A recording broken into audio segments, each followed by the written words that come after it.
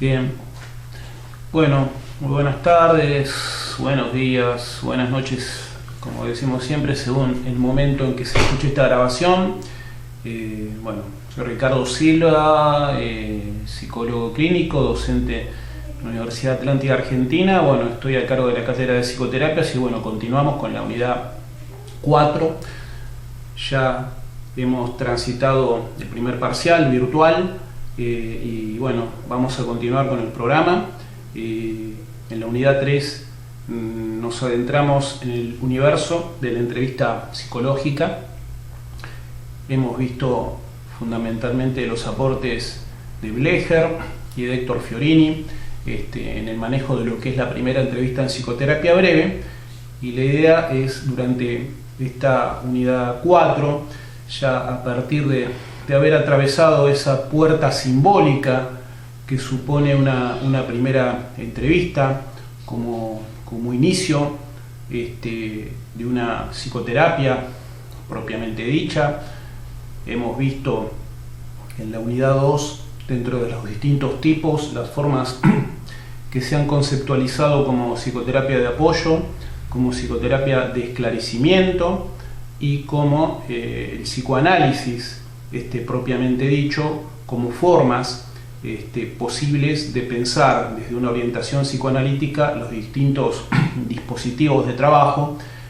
También vimos, a partir de la psicoterapia de esclarecimiento, un desprendimiento que surge desde la focalización, desde la posibilidad de pensar una psicoterapia focalizada, ¿no? Y bueno, ya desde la entrevista, y en particular la entrevista inicial, decíamos que atravesar ese portal que abre a lo que es propiamente una psicoterapia, entraríamos en la temática central de esta unidad 4, que es empezar a pensar el proceso terapéutico, tratar de entender las líneas generales para guiar de alguna manera ese viaje. Me gusta la figura del viaje como forma de entender, ¿no?, el trabajo terapéutico, como forma de ver los distintos pasajes que hacen al cambio psíquico, ¿no?, dentro de este dispositivo que hemos venido definiendo, que es planificado y que es deseado y que es una psicoterapia, ¿no es cierto?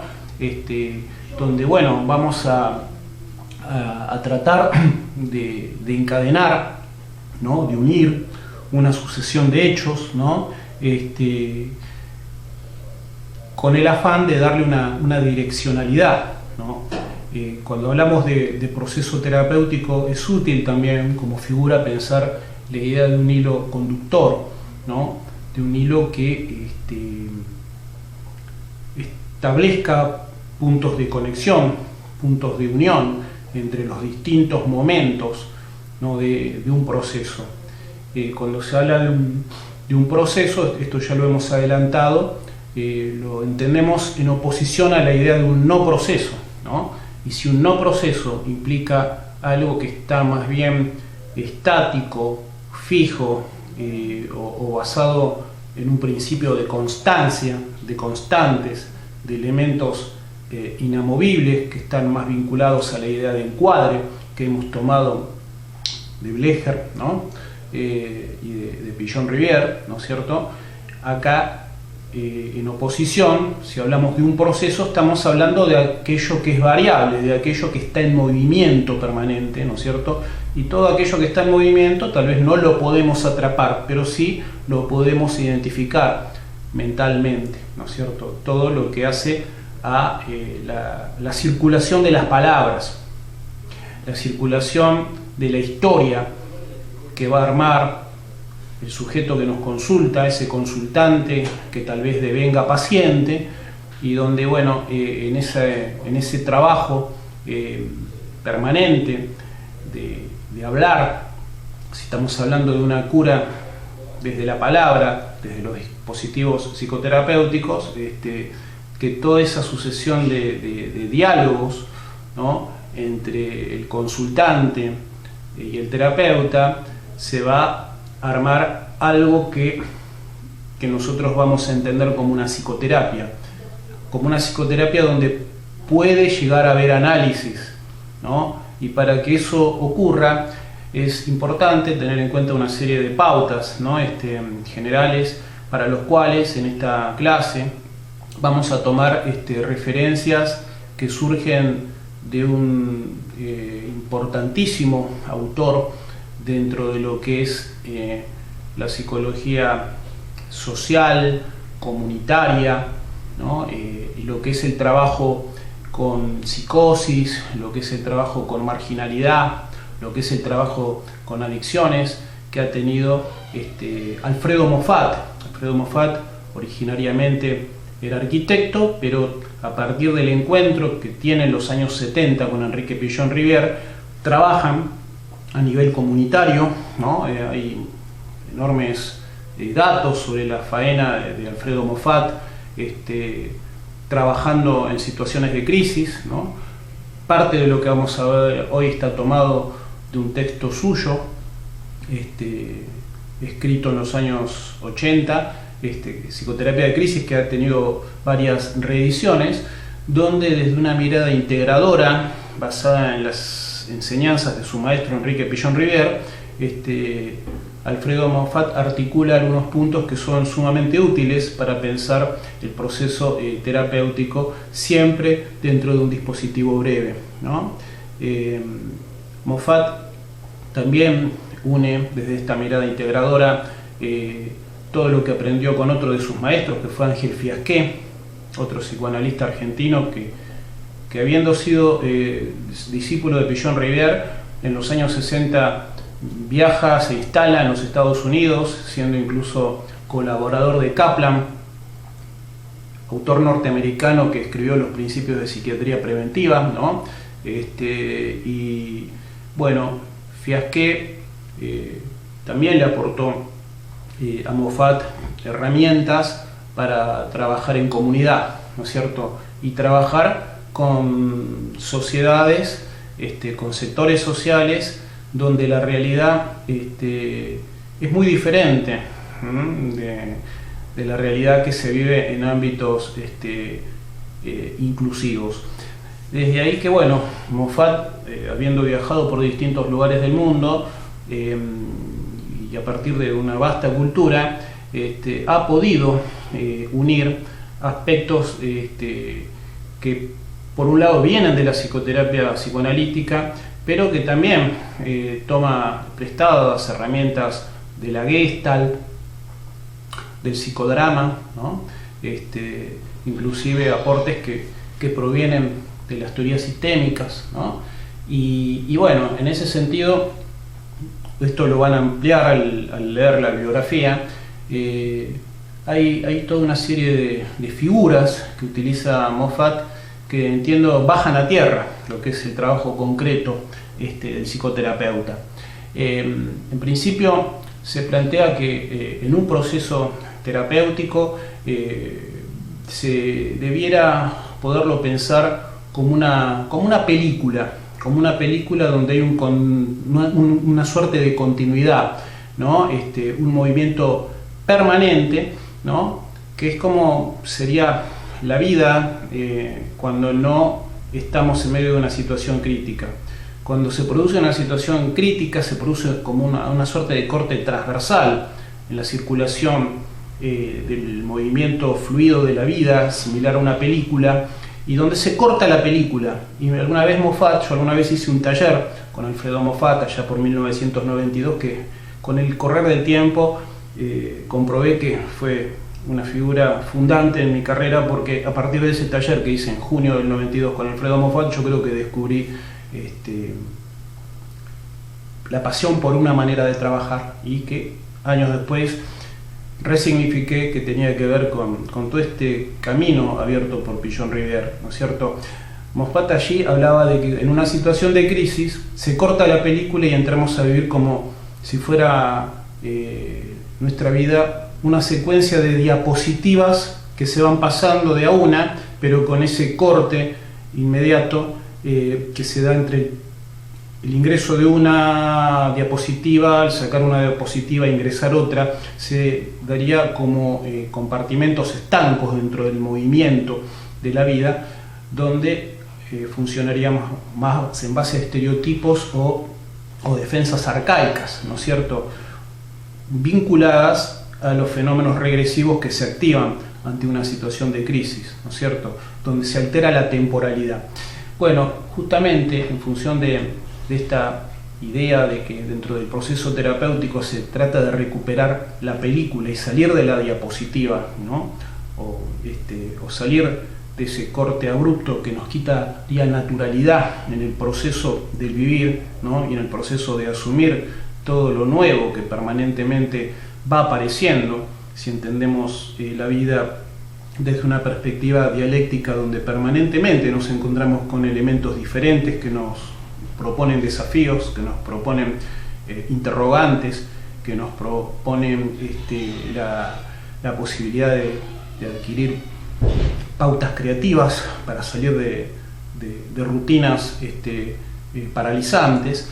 Bueno, acá Moffat habla de la necesidad de generar un devenir, un pasaje de lo patológico a dinamismos saludables, ¿no?, a que el consultante se pueda volver un otro, ¿no?, en ese viaje interior, en ese camino, donde Moffat habla de que, bueno, de alguna manera el terapeuta va a ayudar a que el paciente establezca un diálogo interno entre sus distintos yoes, ¿no?, los distintos aspectos de su personalidad, ¿no?, acompañar en ese viaje, en ese diálogo interno, al consultante que ya se va volviendo paciente, a transitar, a revisar las partes más frágiles, ¿no?, las partes más infantiles, más primitivas de su psiquismo, como también poder ver los aspectos más fuertes o los aspectos más fortalecidos, ¿no es cierto?,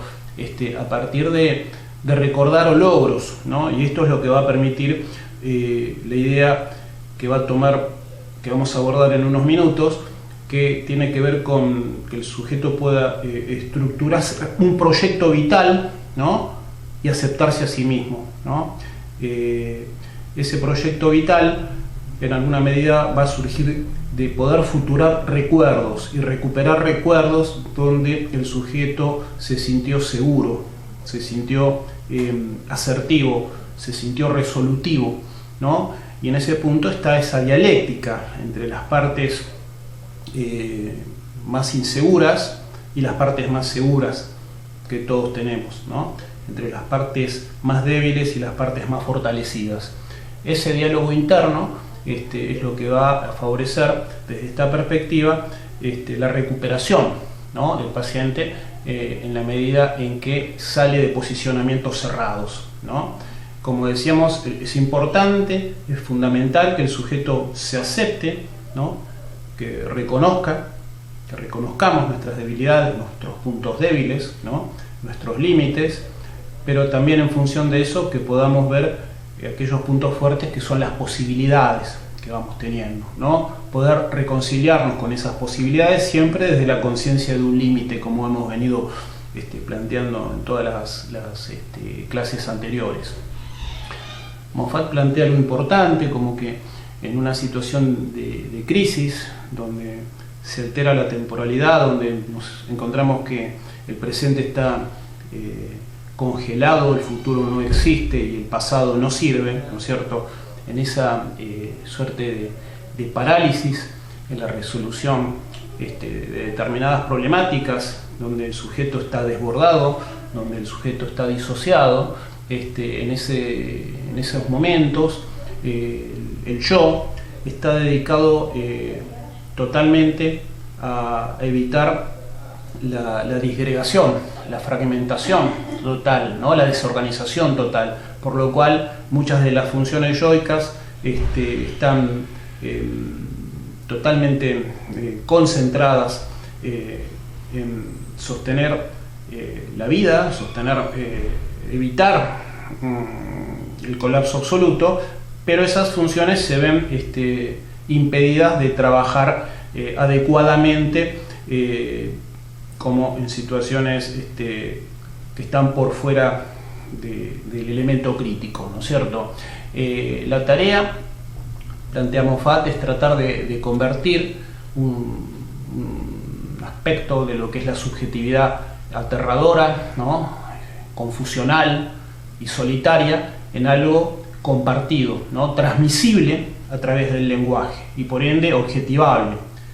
En algún fragmento de su texto de Terapia de Crisis, Moffat habla de que justamente la persona en estado psicótico, ¿no?, o la persona que padece lo que vulgarmente llamamos locura, está como atrapado en algo que no puede compartir, ¿no?, en algo que está escondido y que no se puede llegar a simbolizar, ¿no? Al no poderlo hablar, al no poderlo compartir, todo eso queda atrapado dentro de una dimensión fantasmática, pero que incide permanentemente en la conducta, llevando justamente a la impulsividad y a algo que en muchos casos deja al sujeto impedido de desarrollar su autonomía y su conciencia de lo que le ocurre, ¿no? Donde se tiene la sensación de perder totalmente un control en aras de esos impulsos inmanejables, ¿no? Dice Moffat que cuando el presente, ¿no?, o el pasado están peleados con el futuro, se produce el síntoma. Entonces, bueno, para poder el terapeuta hacer el lugar de tercero en el diálogo interno que el paciente hace con los distintos aspectos de su personalidad, se produce un poco lo que Villon-Rivière designaba como adaptación activa: poder producir cultura, poder conectar con la realidad, con el otro, con la comunidad, todos aquellos elementos que de otra manera quedan totalmente inmersos en el mundo interno, en el mundo inconsciente, ¿no es cierto? Y acá, para poder acelerar estos procesos, Moffat habla del uso dentro de esta idea de viaje de autoconocimiento, piensa, por ahí en coincidencia con algo que alguna vez le escuché decir a Fernando Ulloa, esta idea de pensar una terapia como un viaje en el tiempo, donde se viaja al pasado, ¿no?, simbólicamente, para cambiar el futuro y en el medio cambiar el presente.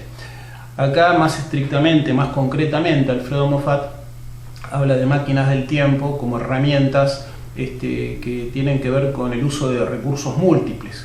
Él habla de recursos que provienen de la psicología gestáltica, ¿no?, recursos que ayudan a acelerar los insights, como tienen los psicólogos gestálticos, los colegas gestálticos, pero también habla del uso de dramatizaciones, ¿no?, que provienen fundamentalmente de la corriente psicodramática, y también habla de visualizaciones, ¿no?, el uso de visualizaciones que, bueno, se han trabajado más dentro de lo que es la psicología humanística y las proyecciones hacia lo transpersonal, ¿no? Las visualizaciones son herramientas que aproximan al sujeto a los procesos inconscientes.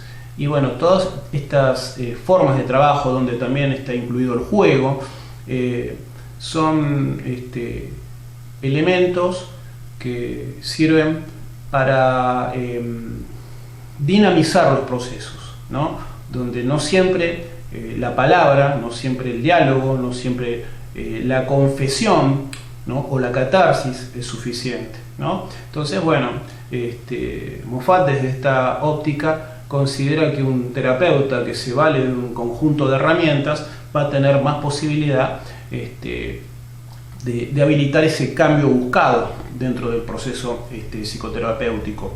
De alguna forma utiliza tres metáforas para pensar los lugares que puede ocupar el terapeuta. Una de las formas, una de las figuras que define Moffat es el terapeuta pensado como brujo, ¿no?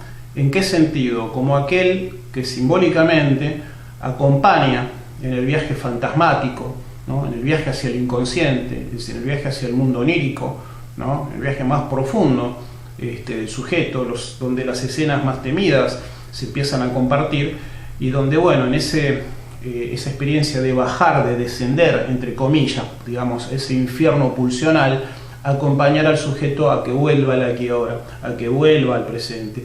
Y esas herramientas que designarían esa suerte de transición entre los mundos, entre el mundo consciente y el mundo inconsciente, Moffat no duda en atribuirlas al uso de herramientas que provienen justamente de estos marcos de referencia que recién decíamos, como la Gestalt, o como el psicodrama, o como las visualizaciones, ¿no es cierto? También habla de pensar al terapeuta en el plano más del trabajo con la palabra, como detective, como alguien que, escuchando el discurso de un paciente, vamos uniendo las piezas sueltas de un rompecabezas, ¿no? Vamos deduciendo entre lo dicho y lo no dicho, y lo dicho a lo largo de toda una secuencia de entrevistas, vamos armando una historia, vamos construyendo una historia, ¿no? Que en realidad es la historia que va modificando, que va revisando el paciente en este proceso, en este viaje interior, insisto, donde nosotros vamos a ser acompañantes, vamos a ser testigos, ¿no? Vamos a ser terceros, ¿no? Esto es muy importante. Y una tercera forma, una tercera figura que utiliza Alfredo Moffat es la del entrenador deportivo, ¿no? La figura del detective está más vinculada al lugar del analista clásico, y la figura del entrenador deportivo que por ahí propone esfuerzos, metas, objetivos, que recuerda los planteos que se fueron acordando en el vínculo entre terapeuta y paciente. Ese entrenador deportivo se vincula más al trabajo de un psicólogo cognitivo-conductual, ¿no? O incluso de un psicólogo sistémico que trabaja más activamente. De esta mirada integradora de Pillon Rivière, que también interpretó Moffat, están estas tres figuras que en determinados momentos como terapeutas podemos tomar para pensar lo que hacemos, ¿no? En relación a aspectos que son útiles para pensar el lugar del terapeuta dentro del proceso, habla del lugar físico, habla del espacio y de la importancia de hacer del lugar donde se desarrolla el proceso terapéutico un espacio que, al menos desde un artilugio pragmático, podríamos decir, lleve tanto al terapeuta como al paciente a pensar que el lugar del encuentro es un lugar mítico, es un lugar que está por fuera, aunque sea simbólicamente, de todas las reglas del mundo exterior, de la realidad en la cual vivimos habitualmente, donde rige un espacio y un tiempo, ¿no? Que es el espacio y el tiempo de nuestro trabajo, es el espacio y el tiempo de nuestra familia, ¿no es cierto? Es el espacio y el tiempo de los lugares por los cuales nos manejamos o de nuestros vínculos. Pero bueno, el espacio terapéutico se lo debiera poder pensar como un espacio que está más allá del espacio del tiempo común. Es un espacio, como ya lo hemos adelantado en otras clases, transicional entre lo que fuimos y lo que seremos, ¿no es cierto?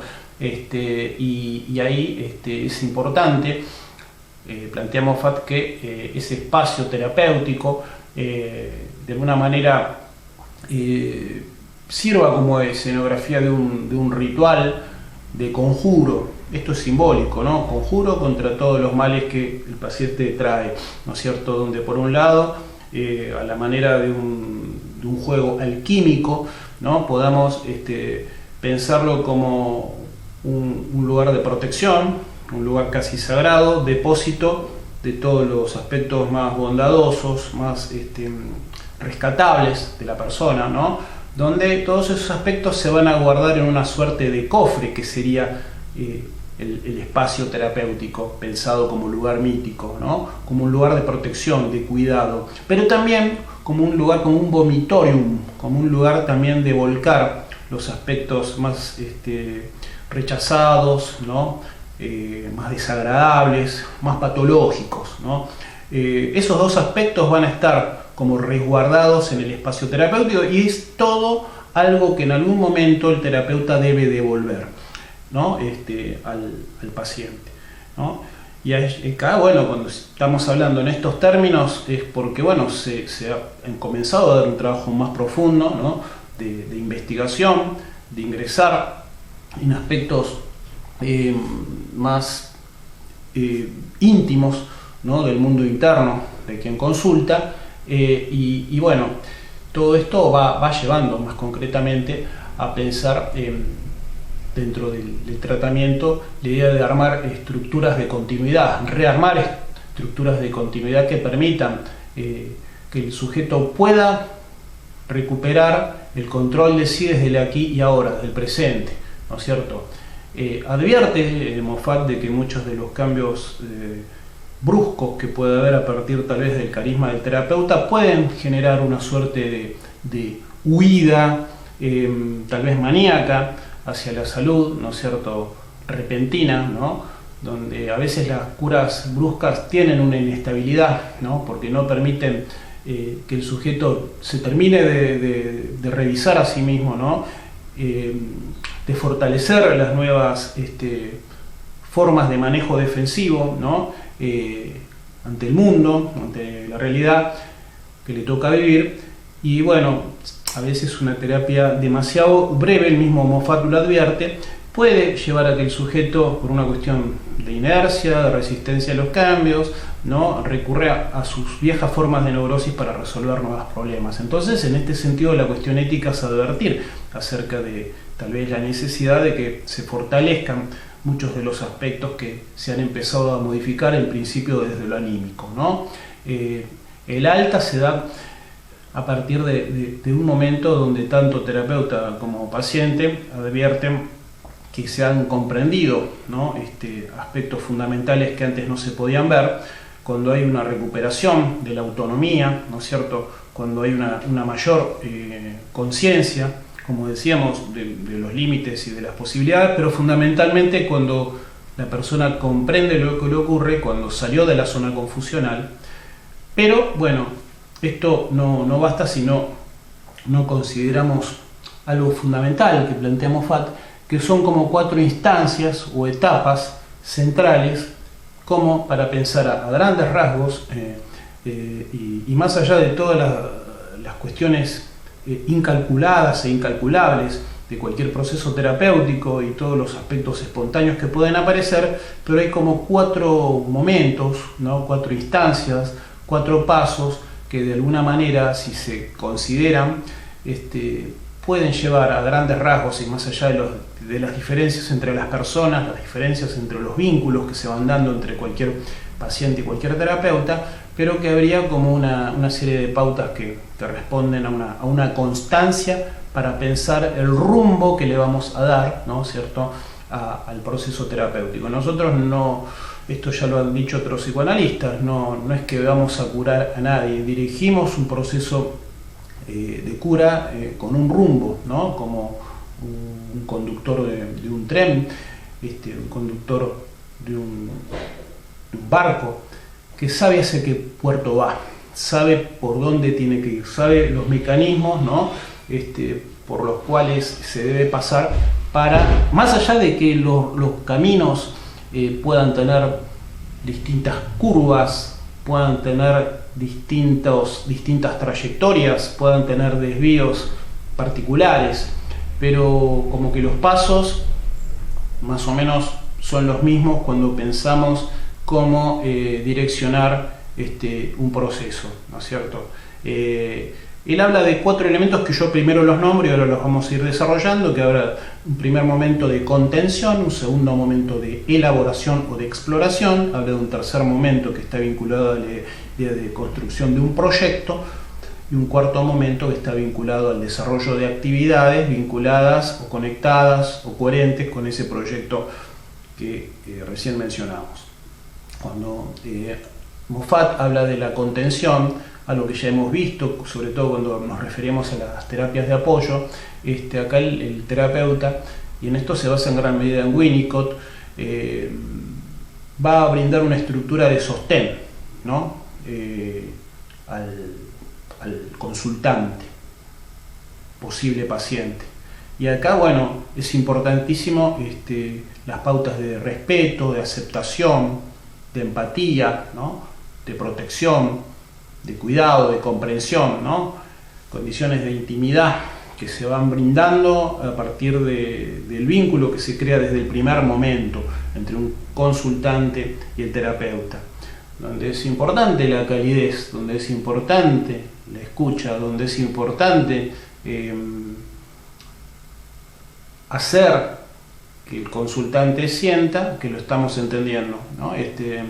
Que realmente estamos metiéndonos en su mundo, en su película, para poder ayudar a modificarla, ¿no es cierto?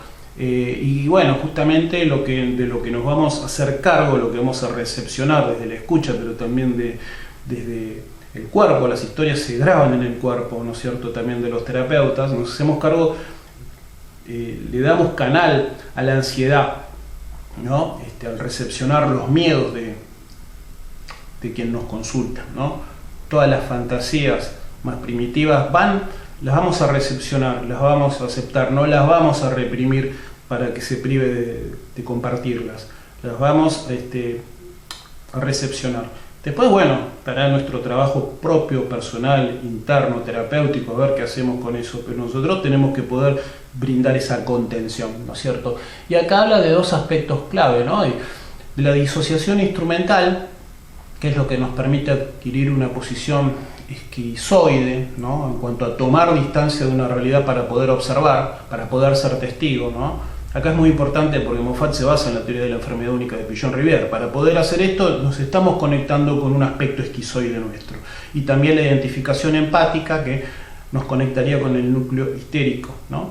De ahí esta cuestión, para poder trabajar con una histeria tenemos que conocer nuestro lado histérico. Para poder trabajar con una esquizoidía lo mismo, o cualquier otro cuadro, ¿no es cierto?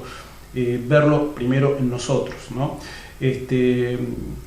El encuadre de alguna manera va a brindar el recorte para poder diferenciar las realidades, ¿no?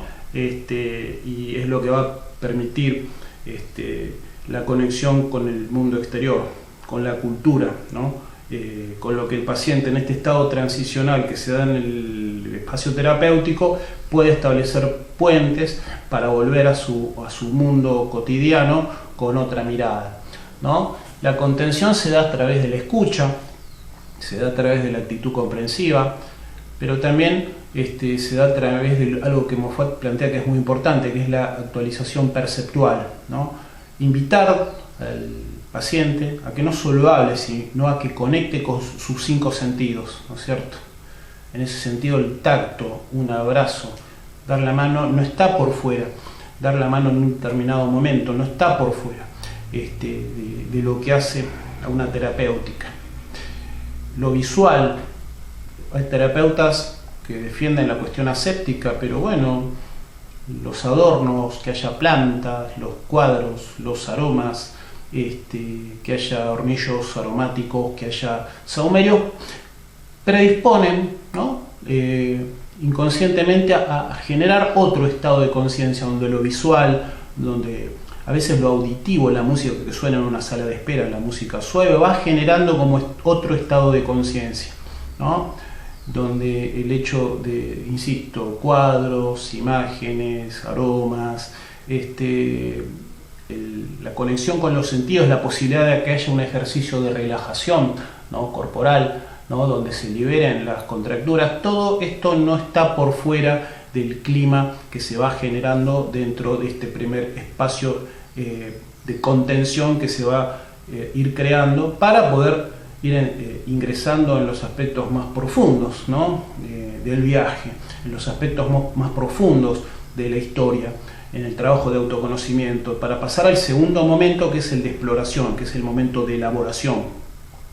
Desde el psicoanálisis sabemos que el trabajo de elaboración ha sido planteado por Freud como algo que permite integrar todo un flujo de excitaciones que se pueden volver patógenos, ¿no? Que permiten un control, que permiten un dominio, ¿no? Por parte del aparato psíquico de todas esas energías pulsionales, ¿no? A fin de poderlas controlar, de derivarlas o fundamentalmente de ligarlas, ¿no es cierto? En el trabajo de contención es justamente donde se tratan propiamente de elaborar los duelos, ¿no? que han quedado pendientes, donde se va a abrir una puerta hacia lo imaginario. Acá es donde entran los distintos recursos que apuntan a producir el insight. Donde, bueno, no hay que temer la ampliación del estado de conciencia que produce la angustia, ¿no? El trabajo de elaboración es el trabajo por excelencia que se debe hacer desde un psicoanálisis, ¿no? Donde nos vamos a encontrar con nuestras miserias, con nuestras pérdidas, ¿no? Con nuestros puntos débiles, ¿no? Donde vamos a encontrarnos con nuestra verdad. Piero Avellaneda en ese sentido decía que no importaba tanto la verdad de nuestra historia como la historia de nuestras verdades. Y en este punto, en este trabajo de elaboración, donde uno va a tratar de saber quién fue para saber quién es y saber hacia dónde uno quiere ir, ¿no es cierto? Y acá, bueno, en este trabajo de elaboración es fundamental la creación de un símbolo.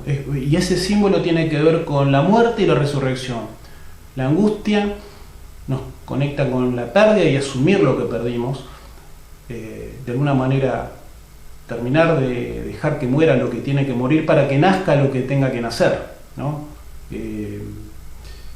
La verdadera crisis, decía algún político socialista alguna vez, la verdadera crisis se da cuando lo que tiene que morir no muere y por ende lo que tiene que nacer no nace. Y justamente esta figura simbólica de la resurrección, no puede haber resurrección si no hay muerte, ¿no? Y cuando hay muerte hay angustia, y estamos hablando de una muerte simbólica, es el final de algo para poder empezar algo nuevo, y recién ahí es cuando podemos empezar a hablar de un trabajo de elaboración genuino, verdadero, ¿no? Potente, que puede durar muchísimo tiempo, puede ser interminable, pero acá está por ahí el gran aporte, ¿no? Que basado en la idea de Pillon-Rivière de crear un proyecto. Él, dentro de la técnica del grupo operativo, hablaba de la necesidad de trabajar una pretarea, que es resolver las ansiedades básicas. La tarea posterior es aprender a pensar en grupo, pero más allá del aprender a pensar, está la idea de un proyecto, que es lo que le puede dar continuidad al trabajo del grupo. Bueno, el proyecto fundamental en Pillon, el proyecto fundamental en Moffat a la hora de pensar hacia dónde derivamos con lo que elaboramos, con lo que hemos descubierto. Todo el producto de una terapia de un autoanálisis profundo de alguna manera desemboca en deseos, en descubrir nuestros propios deseos y en qué medida nos desalienamos de los deseos que nos fueron impuestos o que fuimos tomando aunque no fueran nuestros, por falsas identificaciones, ¿no es cierto? O por haber caído en el lugar de objetos más que de sujetos. El trabajo de proyecto es donde debe desembocar la elaboración. La elaboración, de alguna manera, deriva en una manera de entender cómo queremos seguir viviendo, ¿no? Entonces, bueno, si producto de esa elaboración la decisión es que queremos irnos a vivir a otro lugar, queremos mudarnos, queremos hacer una refacción en una casa, queremos cambiar de pareja, queremos estudiar una carrera, queremos viajar, queremos desarrollarnos en un arte o una actividad nueva o una actividad deportiva, ¿no?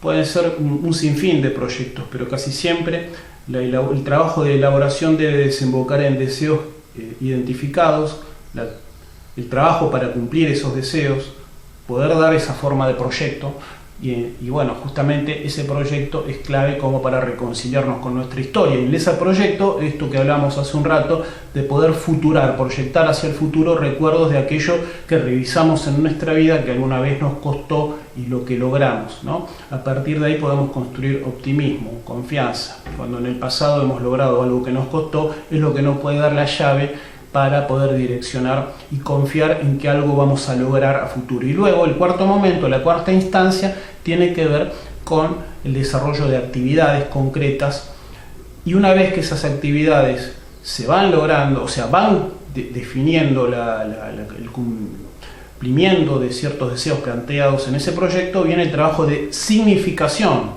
¿no?, de grabar en el inconsciente el efecto de esos logros, ¿no es cierto?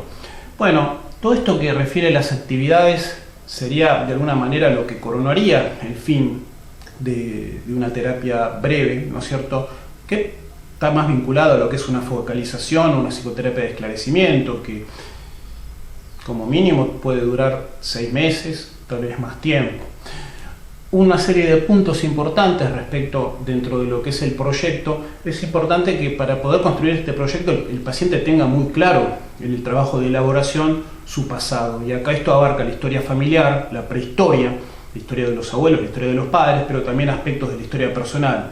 Por un lado la historia infantil, ¿no es cierto?, y el resto de la vida, ¿no? Y poder en todo momento conectar el presente con la historia, ¿no? Un poco el objetivo es que le demos atención a los 3 niveles de la temporalidad, desde el presente hacia el pasado, desde el presente hacia el futuro, entre el pasado y el futuro, que no haya puntos de interferencia.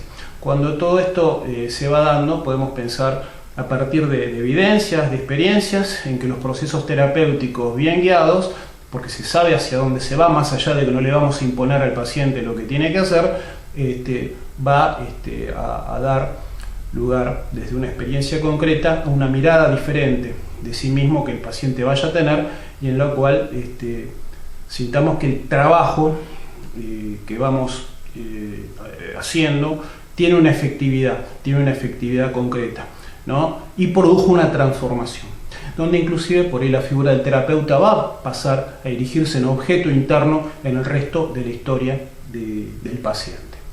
Bueno, cerramos ahí. Vamos a continuar otra grabación donde vamos a hablar de intervenciones verbales, de los detalles de las intervenciones verbales estudiadas por Héctor Fiorini y algunos otros aspectos que hacen a los fundamentos de la técnica analítica según Horacio Echegoyen.